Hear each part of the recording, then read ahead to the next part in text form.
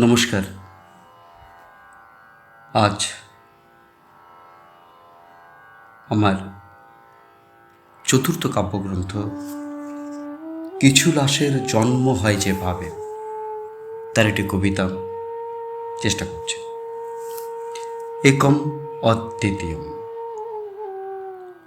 বড্ড একান্তে কে যেন আমার কানে কানে বলে যায়, মানুষ একা, বড্ড একা, ভীষণ ভীষণ একা। পরে জেনেছি মানুষ তার নিজের কাছেও একেবারে অচেনা।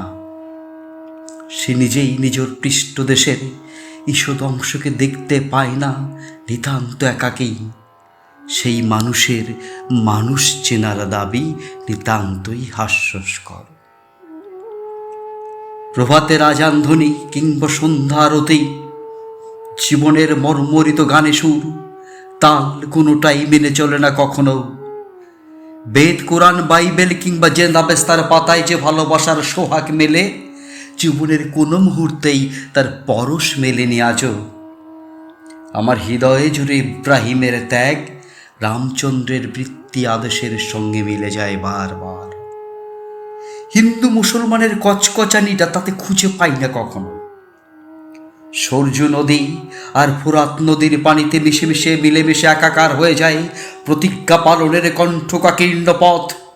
হোসেনের রক্তে ভেসে যাওয়া কারবালার জনপদ লঙ্কা রক্তে ভেজা মাটিতে যেন বিলীন হয়ে যায়। আর্য অনার্যের দ্বন্দ্বে নতুন করে গড়ে ওঠে জনপদ, মানুষের জনপদ। জন্ম হয় বিভীষণ কিংবা ইজিপ্টের।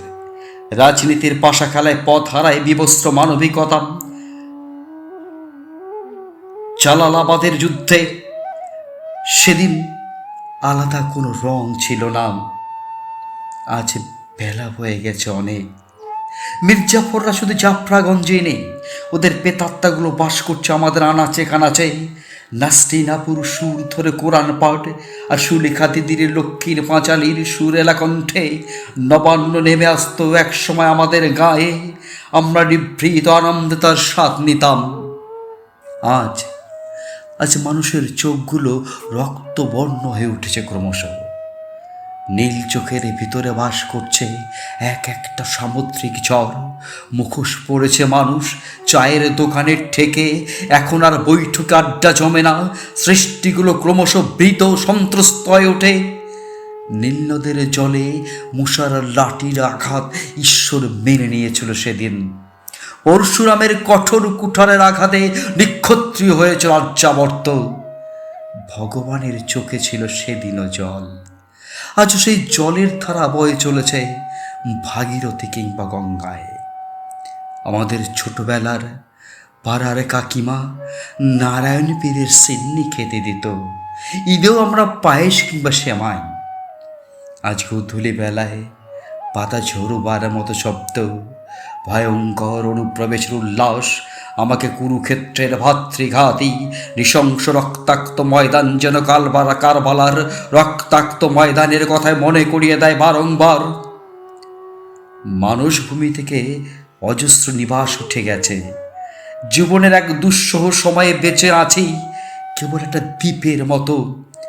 মানুষের মাঝে বাসরত্ব বড্ড একা একা একজন লোক, যে হারিয়ে যায় ক্রমাগত আলো আলো থেকে অন্ধকারে। মানুষ নামের জীবেরা ক্রমশ অমানুষ হয়ে উঠছে।